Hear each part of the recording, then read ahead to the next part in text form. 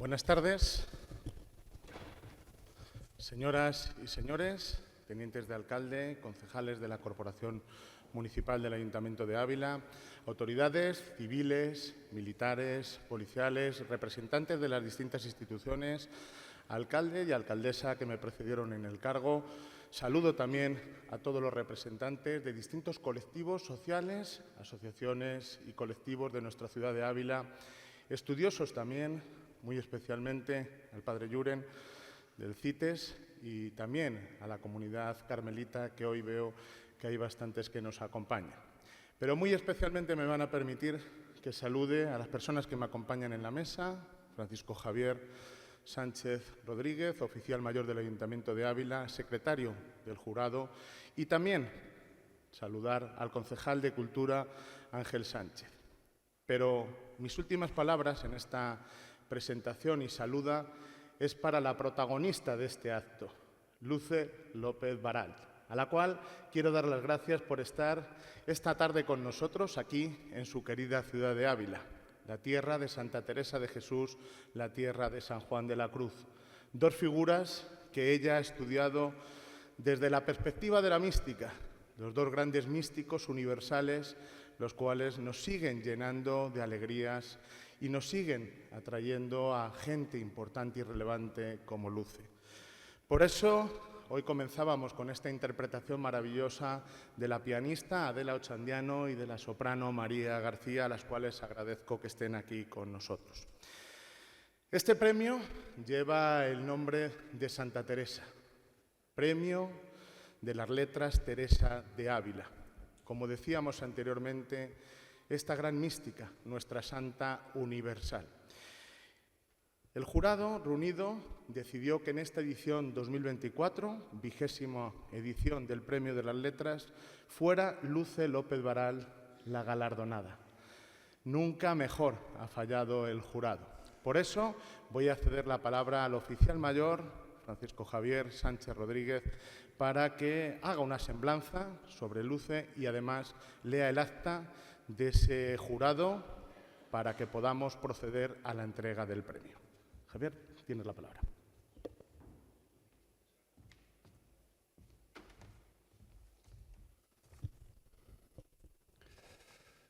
Ilustrísimo señor alcalde, estimado concejal Ángel, querida Luce López Varal, bienvenida, enhorabuena. Buenas tardes a todos. Luce López Varal, puertorriqueña, ha sido reconocida internacionalmente por sus estudios de literatura española y árabe comparada, misticismo comparado, literatura aljamiado, morisca y literatura hispanoamericana. Es profesora de la Universidad de Puerto Rico, donde también es doctora honoris causa, como lo es de la Universidad Complutense de Madrid y de la Pontificia Universidad Católica de Puerto Rico. Ha recibido la Orden de Isabel la Católica, otorgada por el rey Felipe VI, el Premio Internacional Ibn Arabi de Murcia, el Premio Internacional de Ensayo Enrique Zureña de México, el Premio Ernesto Cardenal, las becas Guggenheim, Fulbright, Erasmus, habiendo sido designada en el año 2005 Humanista del Año por la Fundación Nacional Endowment for the Humanities, el Premio Revista Archiletras, distinción de la UNESCO como mujer escritora, Gran Premio Feria Internacional de Libros San Juan, Puerto Rico, entre otras distinciones. Varios de sus libros, como Huellas del Islam o Luz sobre Luz, han sido declarados como los mejores libros de la década o el mejor libro del año. Se han celebrado múltiples simposios y editado diversos volúmenes conmemorativos en honor de Luce López Varal. Es miembro del Consejo de Redacción de diversas revistas académicas y literarias. Sus libros han merecido varias veces los primeros premios del Pen Club y el Premio Nacional del Instituto de Literatura Puertorriqueña. Es vicedirectora de la Academia Puertorriqueña de la Lengua Española, correspondiente de la Real Academia Española y de las Academias Mexicana, Nicaragüense y Dominicana de la Lengua Española, miembro del Consejo de Honor de la Cátedra Mario Vargas Llosa, vicepresidenta de la Asociación Internacional de Hispanistas, presidenta honoraria del Instituto de Estudios de Misticismo Comparado en Buenos Aires, Argentina, y miembro de múltiples equipos de investigación. Ha sido profesora e investigadora visitante en las universidades de Harvard, Yale, Brown, México, Buenos Aires, Rabat o del Colegio de España en Salamanca, entre otras, y ha ocupado la cátedra Emilio García Gómez en la Universidad de Granada, la cátedra Cortázar en Guadalajara, México, la cátedra Carlos Fuentes en la Universidad de Veracruz, también en México, la cátedra Ernesto Cardenal en la Universidad de Managua o la Raimundo Lida Memorial Lecture en Harvard. Como investigadora y conferenciante ha recorrido las Américas, Europa, el Medio Oriente, Asia. Ganó la cátedra de lenguas románicas por oposición de las universidades de Yale y de Brown, pero la rechazó para regresar a servir en la Universidad de Puerto Rico. Es miembro del Consejo de Redacción de revistas arbitradas como la Nueva Revista de Filología Hispánica de México e Hispanística de Nueva Delhi. Ha creado en Puerto Rico 2 escuelas de estudios reconocidas internacionalmente, la de estudios de místicos comparados y la de literatura aljamiado morisca. Ha escrito más de 30 libros, ha escrito más de 300 artículos que han sido traducidos a todos los idiomas posibles. Entre sus obras se encuentran San Juan de la Cruz y el Islam, Huellas del Islam en la literatura española, de Juan Ruiz a Juan Goytisolo, un Kama Sutra español, El sol a medianoche, La experiencia mística, tradición y actualidad, Asedios a lo indecible, San Juan de la Cruz canta el éxtasis transformante, Azaga de tu huella, La enseñanza de las lenguas semíticas en Salamanca en tiempos de San Juan de la Cruz, La literatura secreta de los últimos musulmanes de España, El cántico místico de Ernesto Cardenal, la obra completa de San Juan de la Cruz en colaboración con Eulogio Pacho, La cima del éxtasis, el poemario místico Luz sobre luz y Carta de batalla por las letras hispánicas de Juan Ruiz a Luis Rafael Sánchez, o Una alegría en voz alta, mi correspondencia con Jorge Guillén de 1964 a 1982, entre otros. También ha sido colaboradora del Centro Internacional de Estudios Místicos de aquí de Ávila y, por tanto, ligada a esta ciudad a través de sus místicos y su presencia, que hoy se renueva y se hace sempiterna con la incorporación al elenco de los distinguidos con el Premio Nacional de las Letras Teresa de Ávila. Es este un necesariamente apretado currículum de una pléyade de méritos académicos y literarios que encumbran a la premiada sin discusión y de manera inapelable. Pero además de su extensa y prolífica obra y su estatus intelectual, es la forma en que ejecuta y proyecta cuanto analiza y escribe lo que la convierte en singularmente casi responsable de esta distinción. Por brindar una experiencia única, irrepetible, personal, pero que se inscribe en la larga tradición de la mística cristiana y que balbucea lo indecible en un lenguaje siempre nuevo, salvífico, que la autora realiza en diálogo con la mística sufí o los grandes místicos de la tradición occidental y que se transforma en clave de una nueva lectura antropológica, estética y teologal. Por su capacidad casi inverosímil de explorar interdisciplinariamente experiencias místicas provenientes de diversas tradiciones religiosas o al margen de ellas, y ante todo actualizar justamente la propia experiencia mística. Y es que concibe sin duda que la misma vida es ambigua, ambivalente, y no pocas veces los acontecimientos que nos rodean revelan su equivocidad. De pocas cosas, a no ser por acuerdos previos, aunque sean tácitos, podemos hablar con claridad, rigor y exactitud. Con todo, la vida, para ser vivida, pasa inexorablemente por su comprensión, por la palabra que le da forma y la expresa. Aunque la debilidad que reviste todo palabra sobre el ser humano no es suficiente para poder realizar uno de los actos supremos de la vida, que es compartir. En estas coordenadas se inserta el hecho místico, inefable por definición y esencialmente comunicativo. Paradójica situación para quienes en ello se han visto envueltos, incapacidad real para expresar el encuentro sublime y revelador padecido e incapacidad no menos real para retener el don que les ha sido otorgado. Por lograr que gran parte de su obra emerja como un ingente tratado de mística comparada, que desafiando la camisa de fuerza del lenguaje humano, explora distintas tradiciones que han intentado dar testimonio del mismo trance inenarrable. Mediante el análisis de las más variadas escuelas contemplativas y de diferentes indagaciones de la experiencia religiosa, la autora revisa y actualiza una vivencia trascendente que se ha mantenido a lo largo de la historia, rescatando del olvido figuras cimeras de la literatura contemplativa. De esta manera postula la experiencia mística como una experiencia actual que a menudo tiene lugar al margen de las vías reglamentarias y de la estricta santidad individual.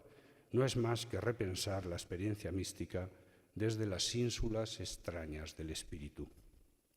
De esta forma, destaca su forma personalísima y profunda de abordar la visión de lo que se sitúa ante nuestros ojos con un acento propio que convierte cada objeto en una obra excelsa que practica con los sueños y juega con los anhelos, que apela a la insinuación y realza la inteligencia.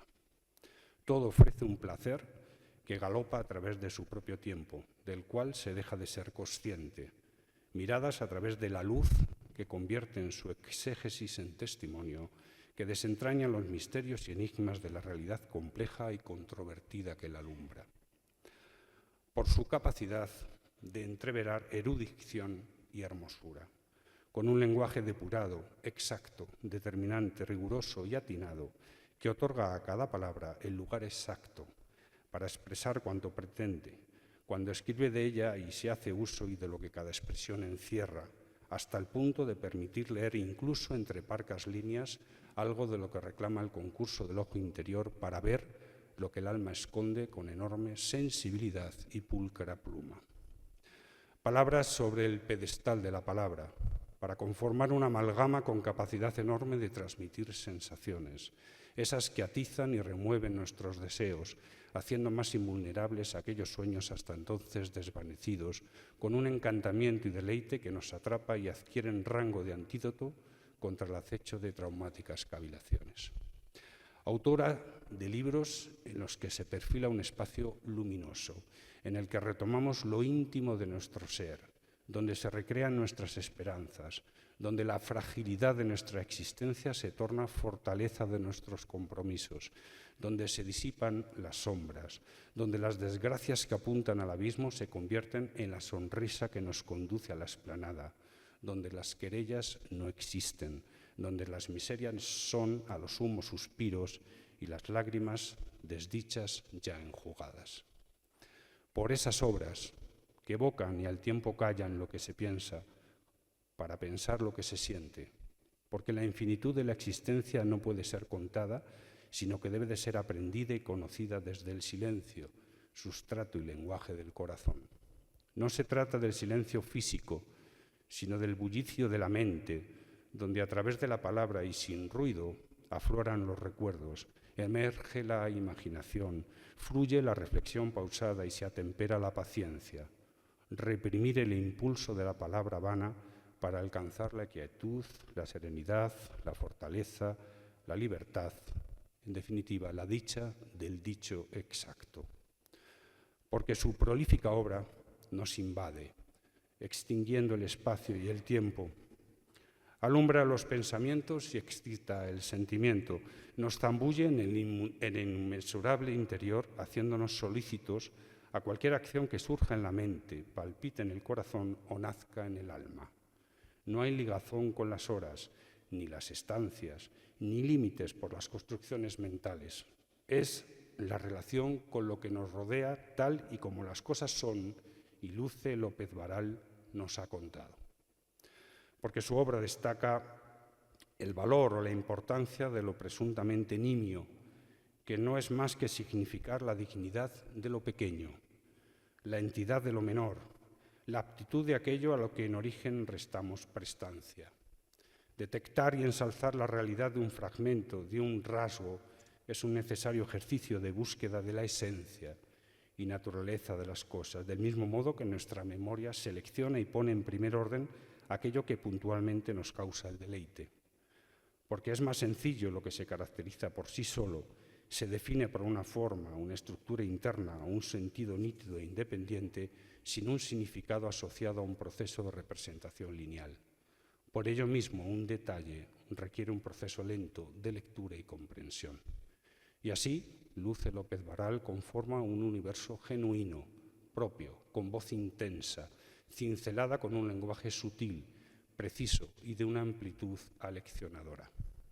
Es Luce López Varal, hacedora de obras que cuestionan, que involucran, que interpelan con una formulación que evidencia una integridad emocional y formal, que rescata la fe en la realidad y descubre conexiones debajo de la superficie. Por tanto, no se trata de apelar a lo secundario, lo que distrae, lo fútil, lo vacuo, lo anodino o lo inapreciable. No es aquello que nos ocupa y hurta presencia a lo trascendental.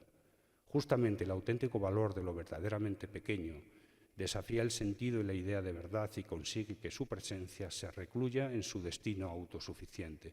Y Luce López Varal asume el reto y lo conquista.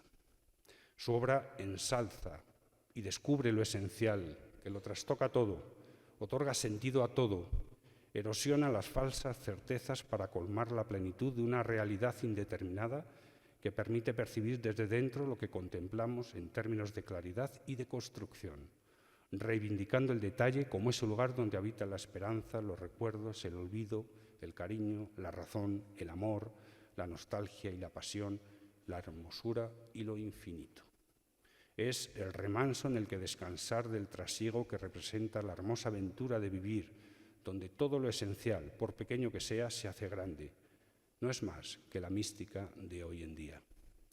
Porque concibe la literatura como instrumentalización íntima de los avatares cotidianos para filtrar los sucesos vividos, rememorar los leídos y procurar la búsqueda de realidades últimas, íntimas, en relatos tejidos con frases que emergen como axiomas para descomponerse en fragmentos distintos, separados de un contexto dentro del cual cobran múltiples sentidos y perfilando simplemente una experiencia distinta.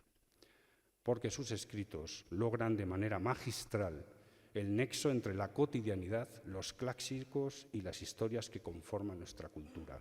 Sus ensayos alumbran con rigor ideas novedosas que se fundan en la investigación y se vierten como resultado de un proceso reflexivo y depurado que alecciona y otorga identidad a lo escrito, con un lenguaje relevante que permite al lector orientarse y dar sentido a lo expresado.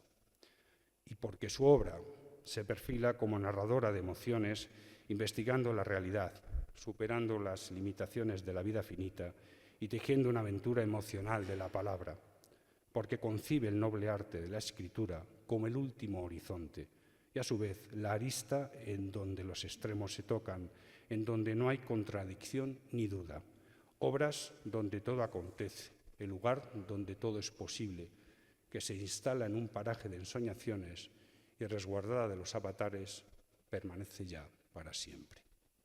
Es por todo ello y por tantas cosas que se podrían decir, por lo que el jurado, constituido al efecto en sesión celebrada con fecha 3 de octubre del año 2024 e integrado por doña Amalia Iglesias Serna, don Antonio Colinas Lobato, don Alfredo Pérez Alencar, don Luis Beltrán Almería, don Maximiliano Fernández Fernández y don José María Muñoz Quirós, bajo la presidencia del señor alcalde, tras las deliberaciones y votaciones oportunas, decidió otorgar unánimemente el Premio Nacional de las Letras Teresa de Ávila en su 20ª edición, dotado de 10.000 euros y escultura conmemorativa obra de don Emilio Sánchez García y la edición de un libro homenaje dedicado a su trayectoria, que constituirá un nuevo título de la colección monográfica Castilla Interior, a doña Luce López Varal. Muchas gracias.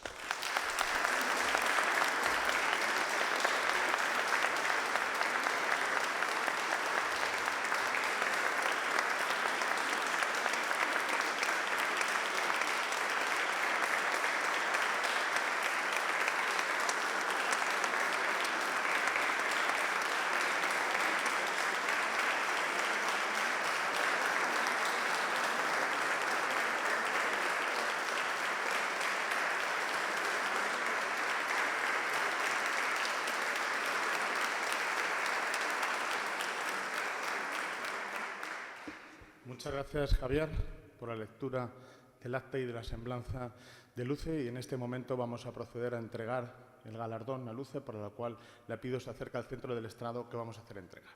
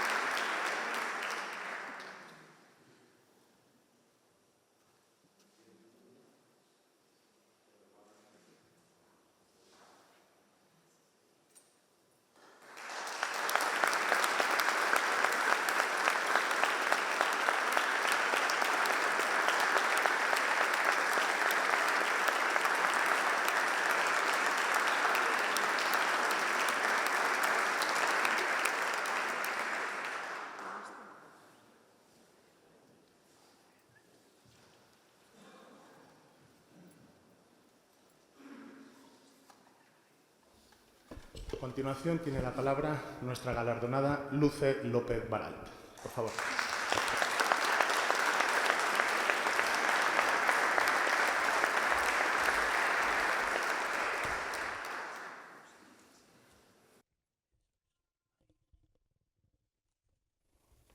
Muy buenas tardes a todos.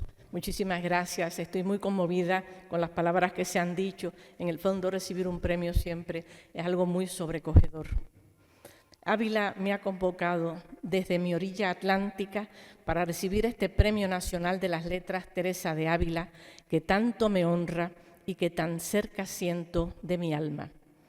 Pero no es la primera vez que Ávila me convoca. 5 siglos atrás, San Juan de la Cruz también me convocó sin saberlo, al aludir al espacio de mi pequeña Antilla, haciéndose eco de los descubridores de Indias. Atónitos ante las islas de Esmeralda y de Primavera Perpetua que se ofrecía ante sus ojos, los marinos de Colón no tienen palabras para describir su nueva experiencia. Están afásicos porque no pueden describir algo que nunca habían visto antes. No es de extrañar que recurran a los libros de caballerías, llenos de exóticas ínsulas firmes, para intentar dar cuenta de su extraordinario hallazgo. Los perplejos navegantes hallan entonces un nombre para nombrar lo innombrable y acuñan como mantra del misterio. Ellos dicen que han llegado a las ínsulas extrañas. Hijo reciente del asombro ante las Antillas recién descubiertas, San Juan de la Cruz usurpa a su vez la frase marina para calificar otra terra incógnita aún más improbable de cartografiar con la palabra. En el momento de la cima del éxtasis exclama: mi amado, las montañas, los valles solitarios, nemorosos, las ínsulas extrañas. El poeta se desplaza por una geografía celeste y con lenguaje alucinado alude al misterio de las infinitas epifanías de Dios con la venerable mantra náutica de los descubridores de Indias. Para él, nuestras ínsulas extrañas eran símbolo del misterio inescrutable y recóndito de Dios. Isla mística, nos llamó a Puerto Rico a su vez Ernesto Cardenal, al conocer los numerosos estudios sobre el fenómeno místico que mi pequeño país había producido. Tanto así que uno de los volúmenes publicados por nuestra Escuela de Estudios Místicos lo titulé precisamente Repensando la experiencia mística desde las ínsulas extrañas. Fuimos, pues, las ínsulas extrañas en el imaginario de los contemporáneos del Cenequita de Santa Teresa, y mi particular isla de origen resultó agraciada por ellos, por estos contemporáneos de mis santos, con un apelativo muy solemne, hoy no suena tan lindo, San Juan de Puerto Rico, de las islas del mar Océano. Como en el siglo XVI, en mi país aún denominamos lo inaccesible con un delicioso arcaísmo, eso queda por las ínsulas, olvidando que nosotros mismos somos esas ínsulas.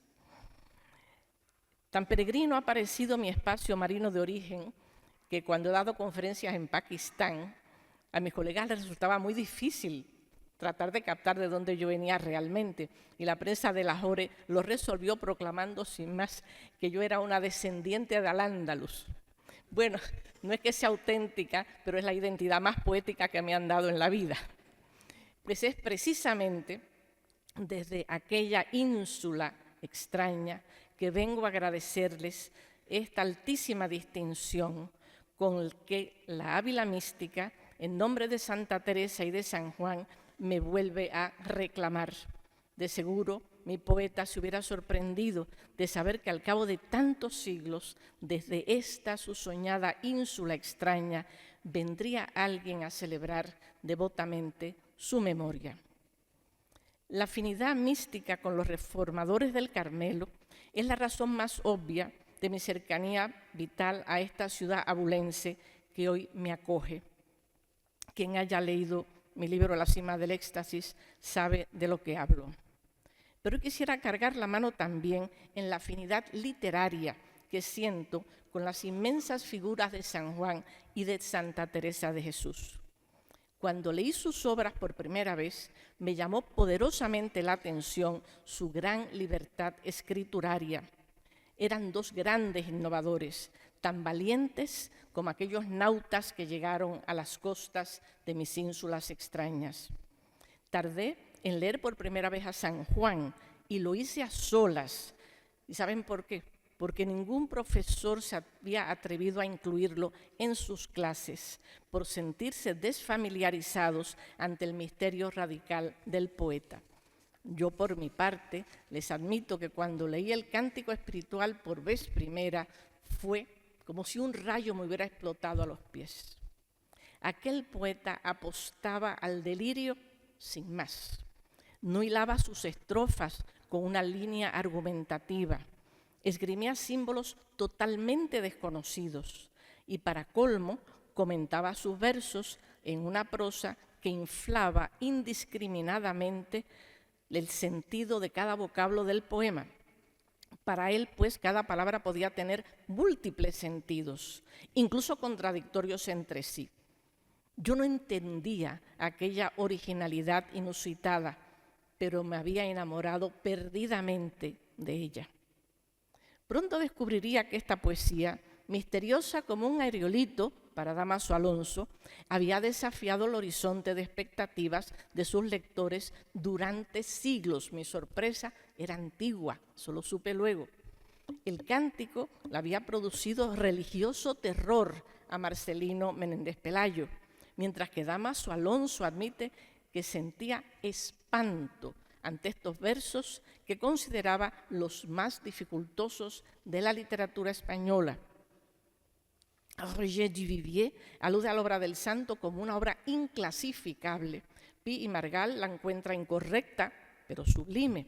Antonio de Campagny se queja de que los versos de San Juan a menudo le parecen descuidados, y Azorín, por su parte, delata las transgresiones gramaticales del Cántico.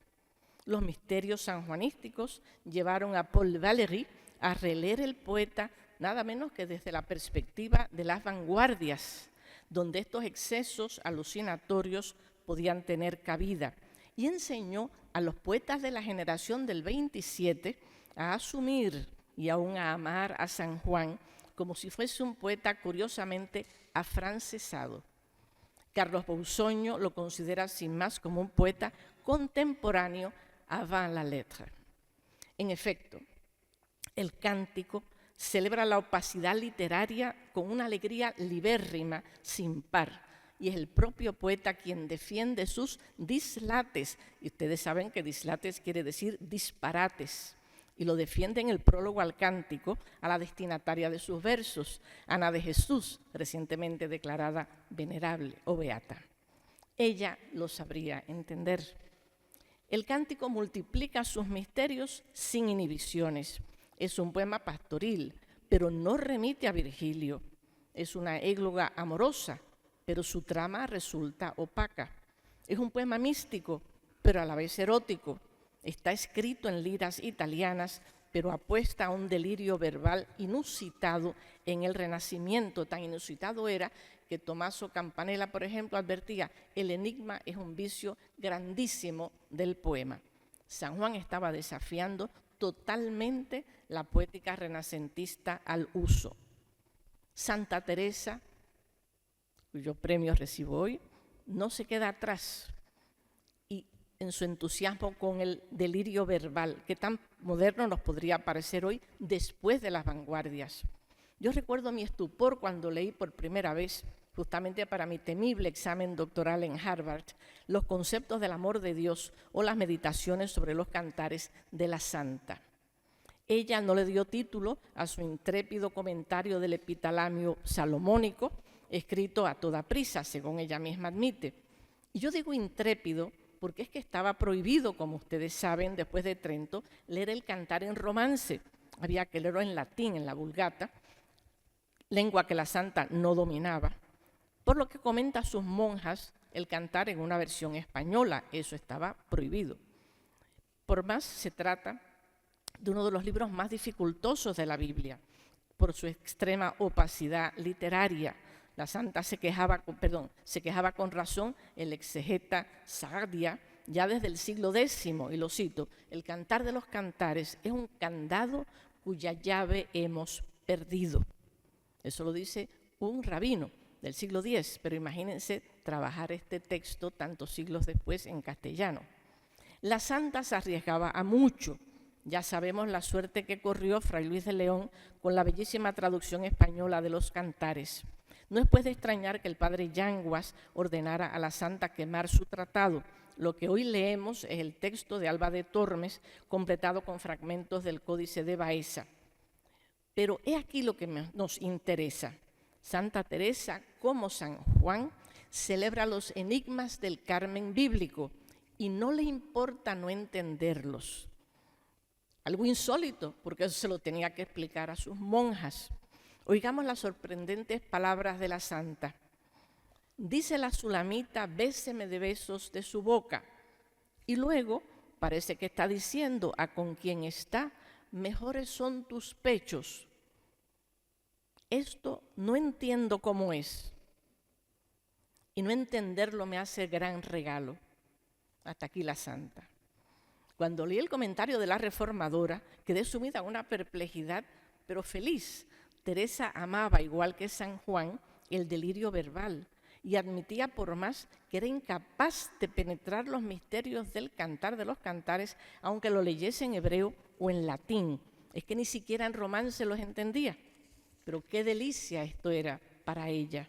La libertad estética de la santa, tan de vanguardia, nos parecería hoy, era excepcional en su siglo, que no admitía el enigma como una categoría estética válida.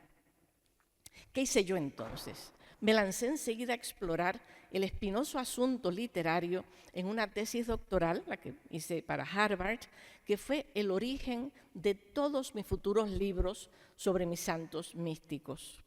Propuse a mi director de tesis, que era un exigentísimo siglo de horista, el profesor Raimundo Lida, que quería escribir una tesis para ver si yo lograba aclarar o al menos contextualizar ciertos misterios centrales de San Juan y de Teresa, que yo no lograba entender, ni el misterio de sus obras, ni por qué estaban enamorados del misterio. Yo no sé cómo mi director aceptó una propuesta doctoral tan arriesgada, pero lo hizo con gran generosidad. Y estas pesquisas terminaron por decidir el resto de mi vida de estudiosa. Yo creo que he escrito 4, 5, 6 libros sobre San Juan, no me acuerdo cuántos he escrito solamente sobre él, pero sé que voy a escribir más, ya están casi listos. Tan leal yo he sido al príncipe de los místicos que mi llorado amigo, el poeta José Hierro, con su inveterado humor, si alguno de ustedes conoció a José Hierro sabe el humor que tenía, declaró oficialmente que San Juan de la Cruz es tu novio. Bueno, más de medio siglo después de leerlo por vez primera, aún continúo con este noviazgo que cada día les aseguro es más apasionado.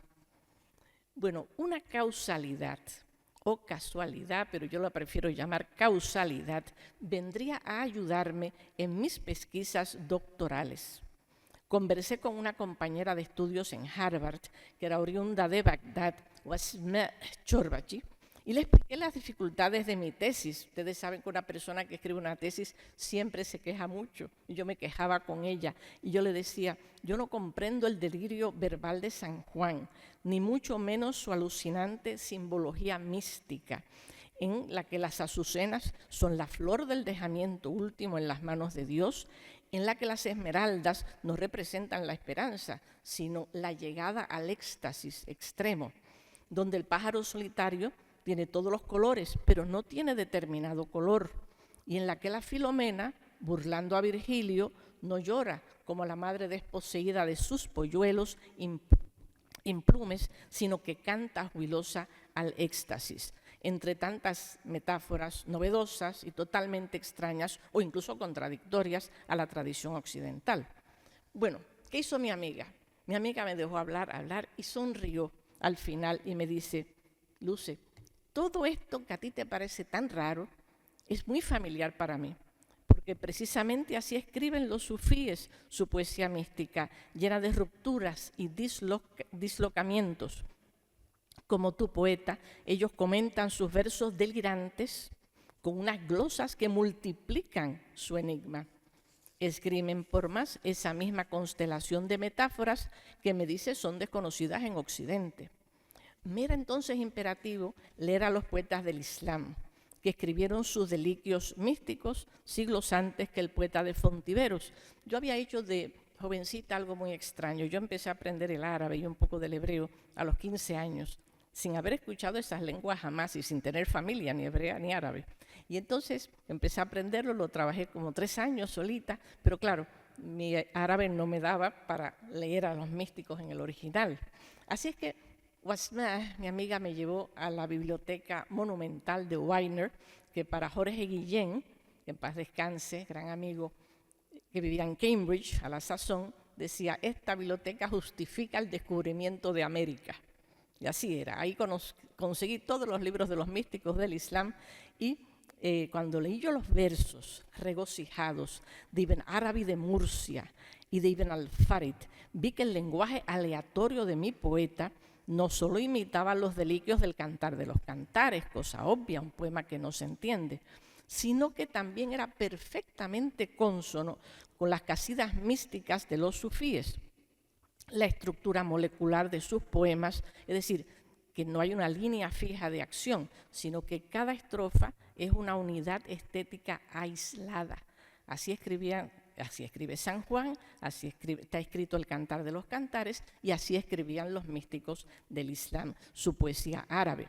También estos místicos comentaban su poema con unas glosas aleatorias que multiplicaban el sentido de cada uno de los vocablos, igual que San Juan, mientras que muchos de sus símbolos más excéntricos correspondían al trobar clus codificado de la mística musulmana, aquellos ejemplos de símbolos que les dije, como el pájaro solitario, de todos los colores y sin ningún específico color, las esmeraldas, todo esto es parte de la simbología mística hermética islámica.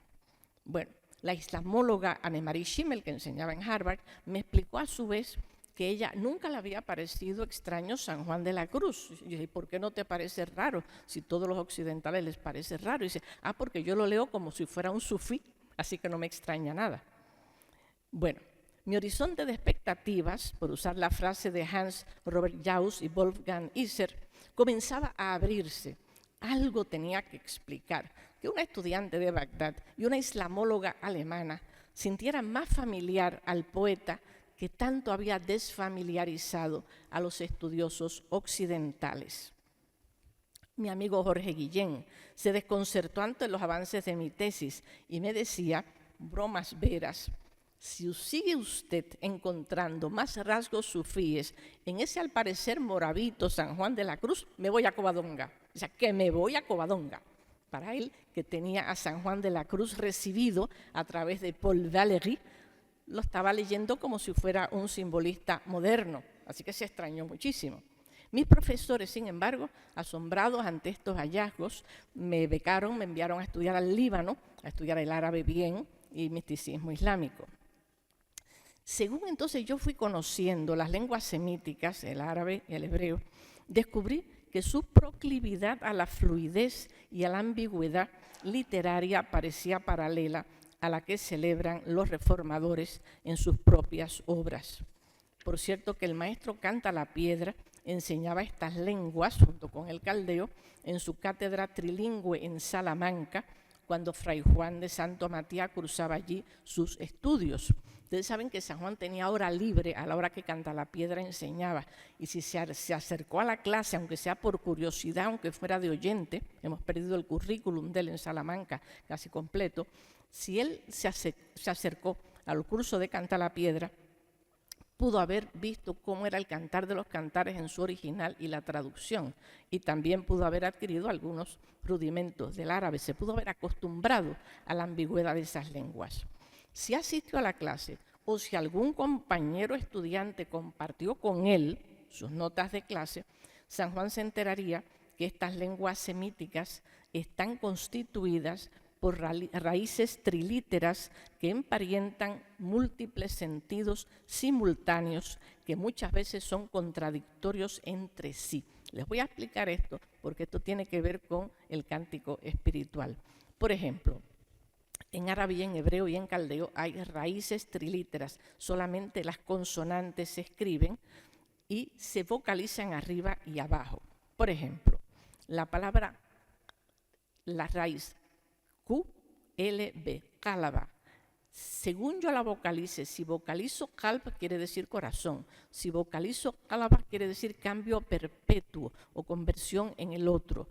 Si vocalizo qilb quiere decir palmito, si vocalizo qulb quiere decir pozo. Quiere decir que cada raíz trilítera en árabe y en hebreo, según se vocalicen, van diciendo distintas sentidos, van adquiriendo distintos sentidos.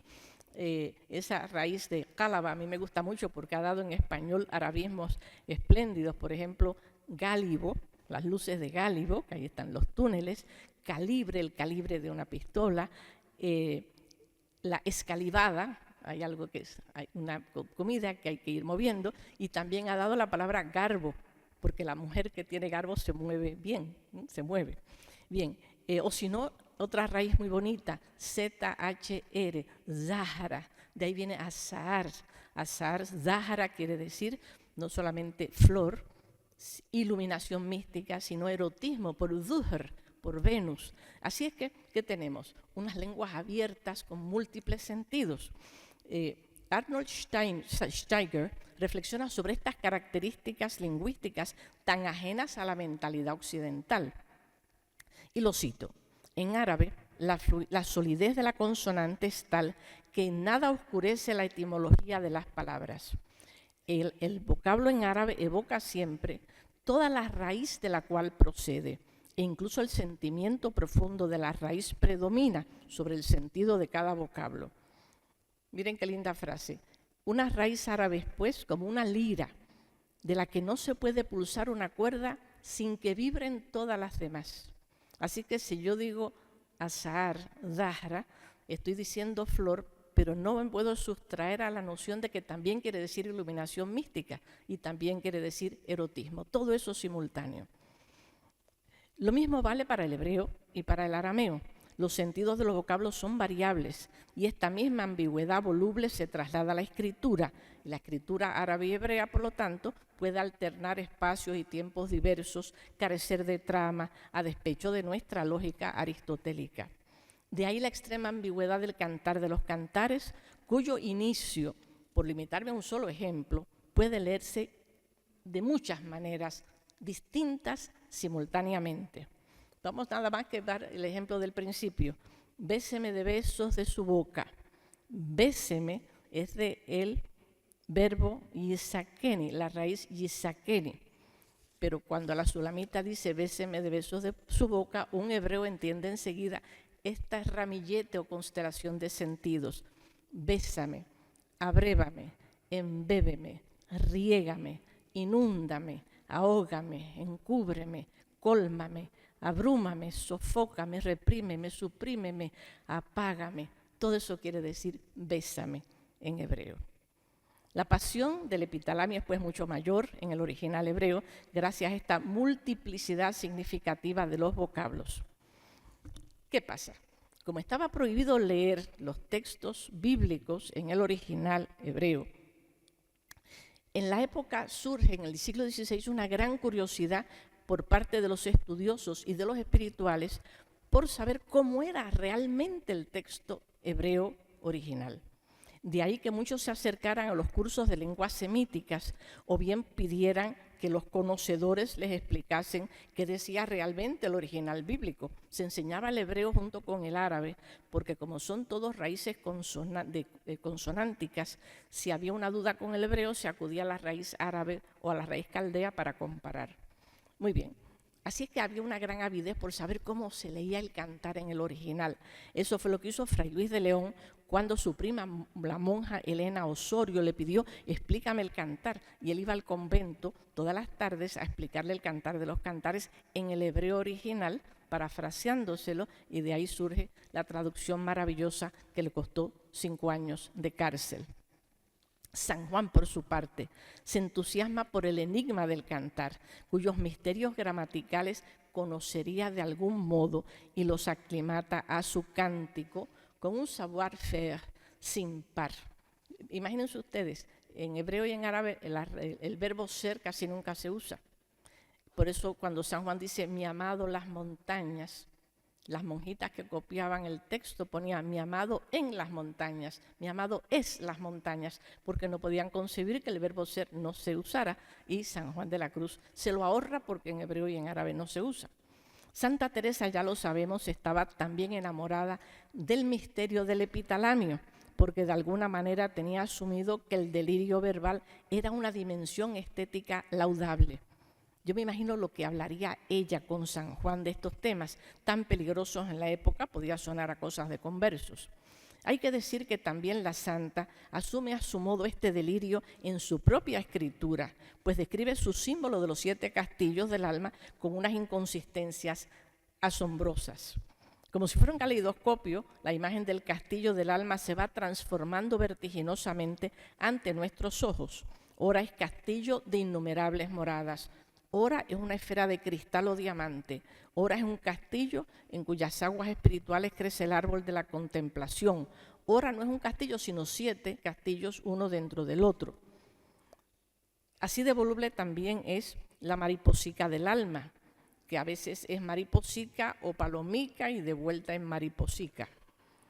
Catherine Svetlicki asocia esta fluidez estructural de la santa con el Zohar de Moshe de León, y la cito. En su país de las maravillas, Zoharic like Wonderland, dice, Santa Teresa flota en medio de sistemas simbólicos, transformándolos mágicamente para adaptarlos a sus propias necesidades.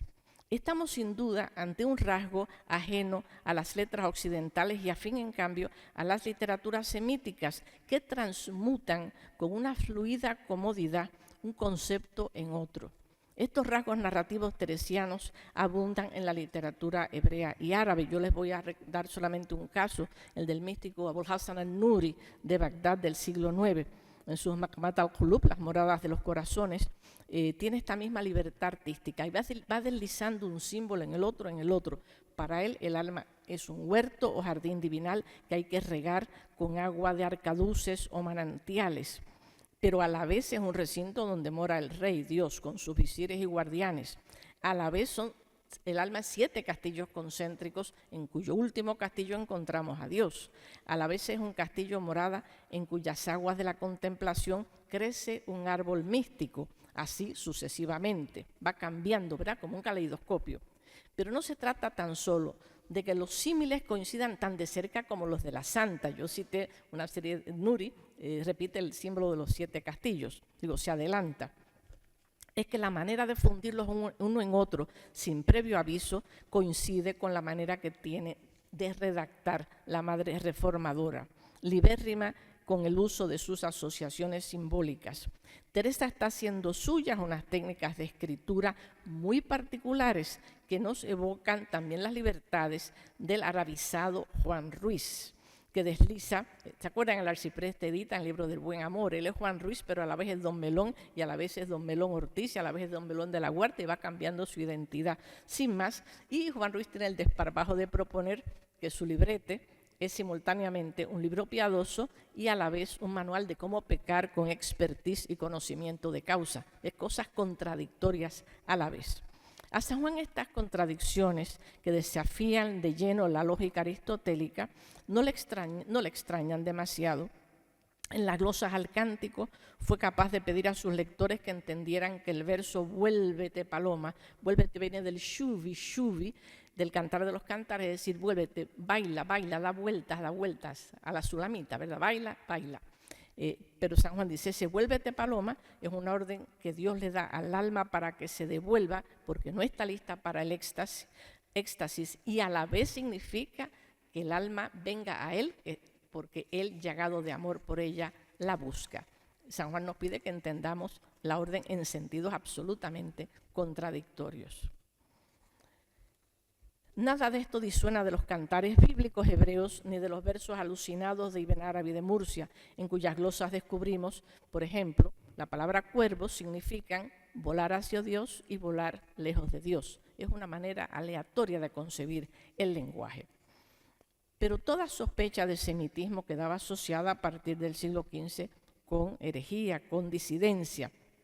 No son los mismos, no es lo mismo los misterios poéticos de Góngora, que está homenajeando la sintaxis latina y la simbología clásica, que este larvado homenaje que lleva a cabo San Juan a la sintaxis profunda del hebreo del cantar y a la simbología mística, que un lector enterado reconoce enseguida como islámica. Este multiculturalismo literario espiritual era peligroso, costó 5 años de cárcel a Fray Luis e hizo que Teresa de Jesús tuviera que quemar sus conceptos del amor de Dios, el esbozo de glosa al epitalamio. Aquí viene la pregunta, ¿y por qué los reformadores se enamoraron de tal manera del delirio verbal? Les he hablado del delirio, pero ¿por qué a ellos les gustaba tanto?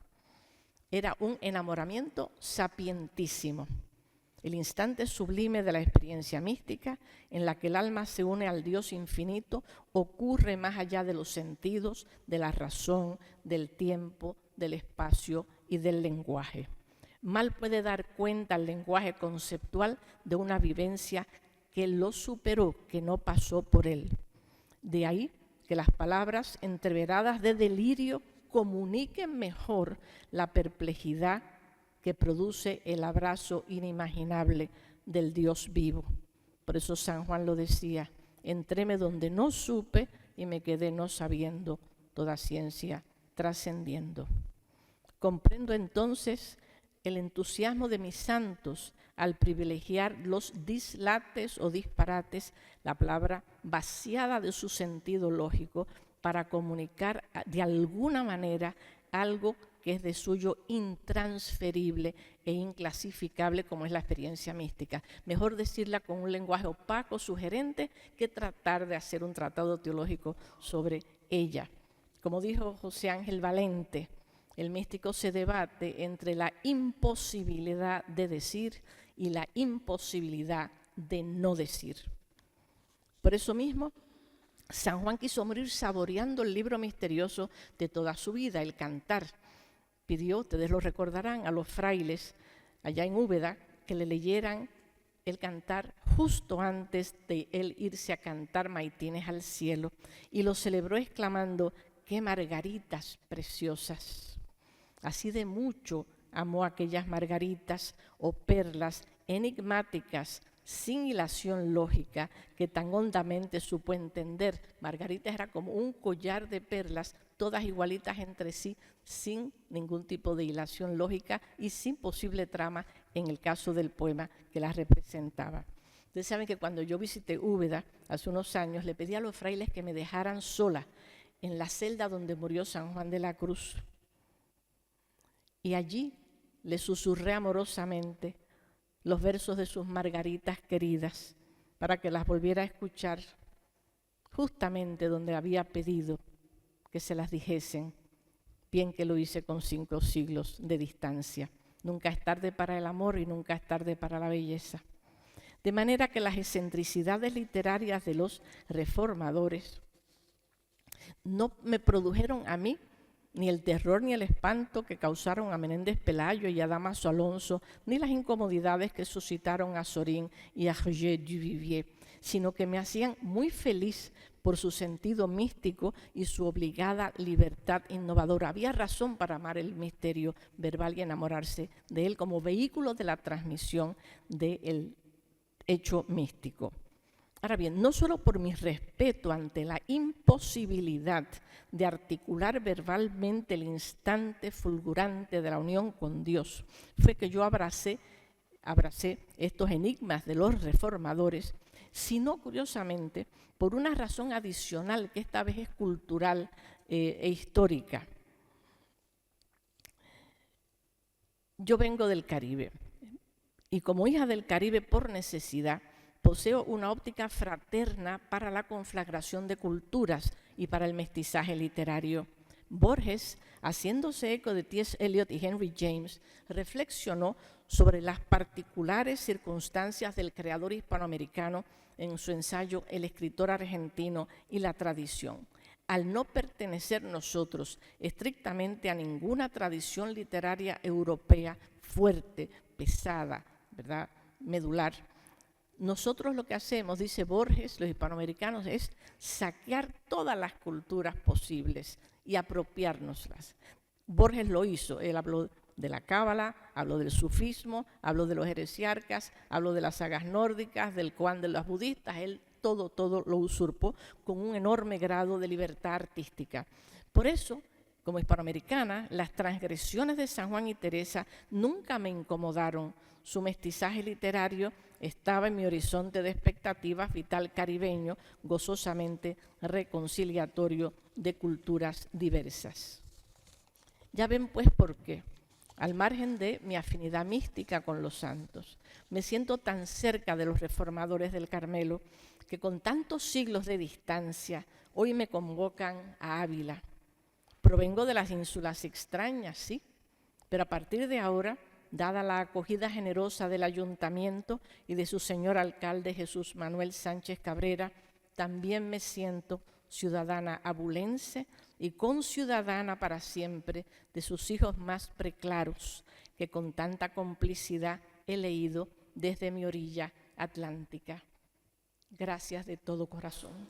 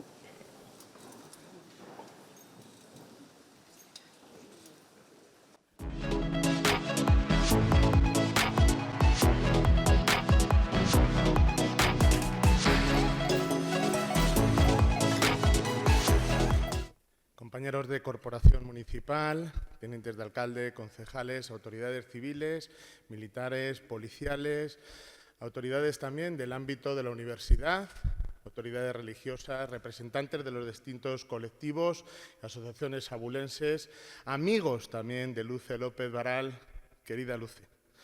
Estamos increíblemente emocionados por esta clase magistral, desde la cual, a través de tu perspectiva, a través de tu conocimiento, de los estudios de Santa Teresa y de San Juan de la Cruz, del misticismo, también desde las distintas culturas que nos preceden en este mundo, nos has acercado a Ávila. Hoy Ávila es tu ciudad. Siéntete abulense. Santa Teresa y San Juan de la Cruz te han traído hasta aquí y nosotros nos sentimos muy orgullosos de poderte entregar este galardón. Enhorabuena, Luce, enhorabuena.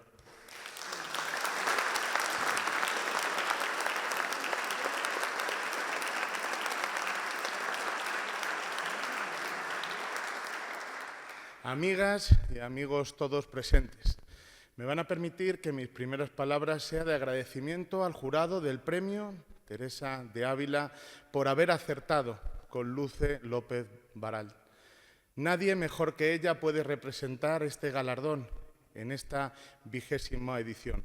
Hoy el jurado está aquí representado por el secretario, el oficial mayor Javier Sánchez, y también por el director de la institución Gran Duque de Alba, Maximiliano Fernández, a los cuales les agradezco que puedan estar con nosotros. El resto del jurado están de corazón, no podían estar aquí porque hoy están también en Salamanca en la entrega de un galardón a otro premio de las letras Teresa de Ávila, José María Muñoz Quirós. Así que para ellos pido un fuerte aplauso por haber fallado tan acertadamente.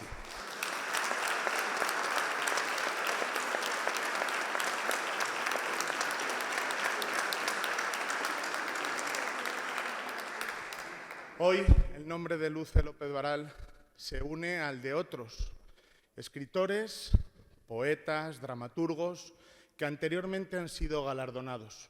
Todos excelentes expositores del mejor lenguaje, de la mejor literatura, de la mejor poesía y de la mejor escritura en lengua hispana.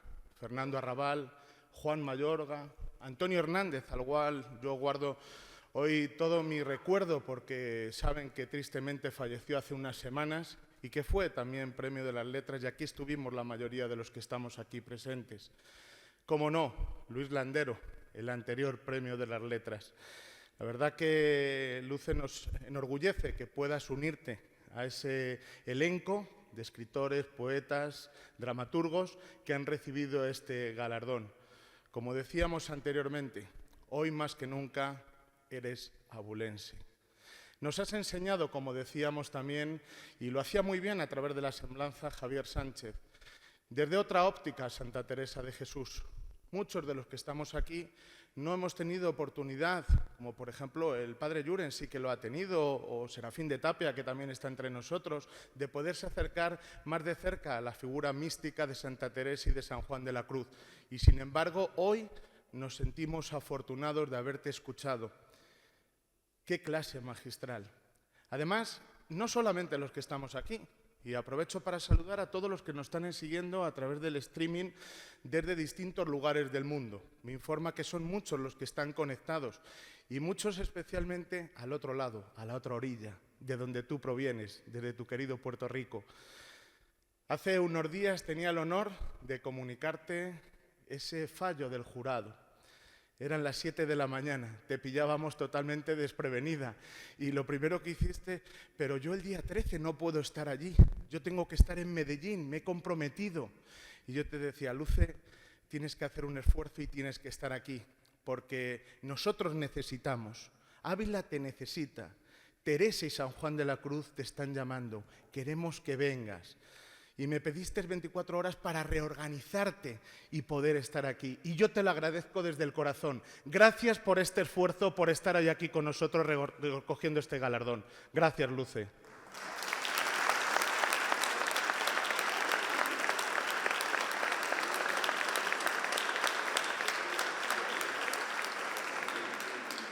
Para el Ayuntamiento de Ávila y en representación de la ciudad, es un honor poder celebrar este galardón, que como saben tiene un carácter bianual, ¿no? Decíamos anteriormente, y enumeraba algunos de los premios de las letras, pero podían ser muchas y muchos los que estuvieran hoy aquí. Y sin embargo es Luce López Varal. Y alguien me preguntó en estos días por la calle quién era Luce López Varal. Ese alguien está aquí, porque le dije acércate, porque vas a conocer de cerca a una de las mejores estudiosas del misticismo desde todos los puntos de vista, pero muy especialmente desde la unión entre culturas. ¿Cómo y de qué manera a través de la mística podríamos acabar con muchos de los grandes conflictos internacionales que estamos viviendo en nuestras épocas? La mística nos une, y nos une la literatura, y nos une la cultura. Por eso el Ayuntamiento de Ávila se enorgullece que desde hace muchos años venimos apostando por la cultura. Y lo hacemos aquí, en este premio, lo hacemos en este fabuloso lugar que es el Auditorio Municipal de San Francisco y lo hacemos en la tierra de Santa Teresa. Luce López Varal, enhorabuena, Abulenses, amigas y amigos todos, a todos los que nos siguen en streaming, felices fiestas de Santa Teresa 2024. Muchísimas gracias y a continuación vamos a dar nuevamente su turno de intervención a través de la música a la pianista Pilar Ochandiano y a la soprano María García y posteriormente clausuraremos el acto. Muchísimas gracias a todos por su asistencia.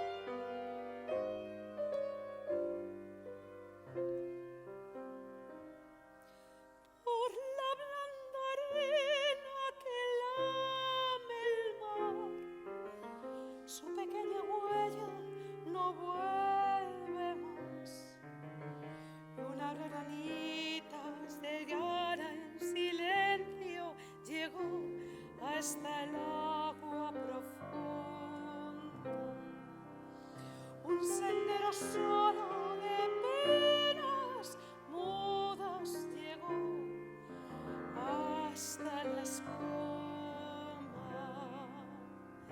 Sabe Dios que angustia te acompañó, que dolores nuevos cayó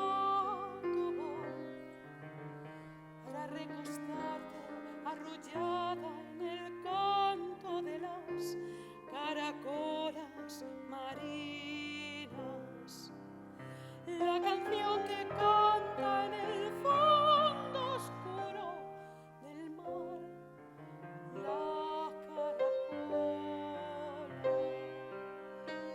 Te vas, Alfonsina, con tu soledad, poemas nuevos fuiste a buscar y una voz antigua de penas se van, te requiebra el alma y la está llevando y te vas hacia allá como en sueños, dormida Alfonsina, vestida de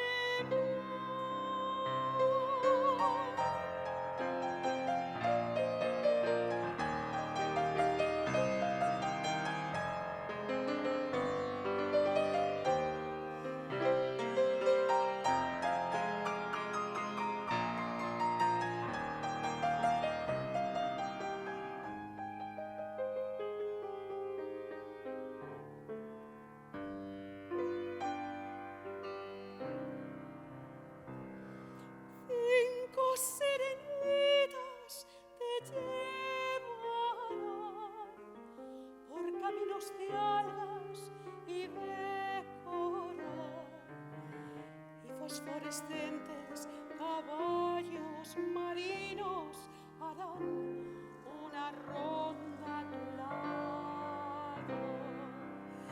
La canción que canta en el fondo oscuro del mar,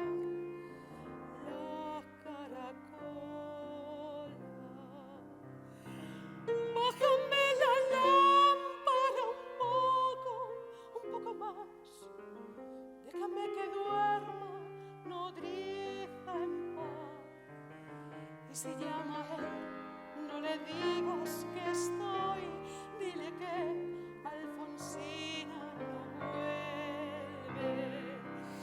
Y si llama a él, no le digas nunca que estoy, di que me he ido.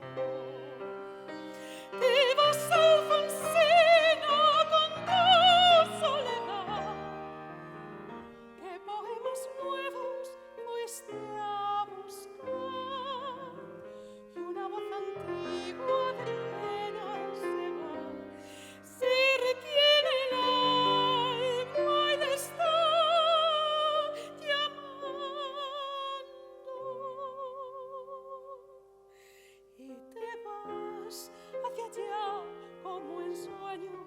dormida Alfonsina vestida de paz.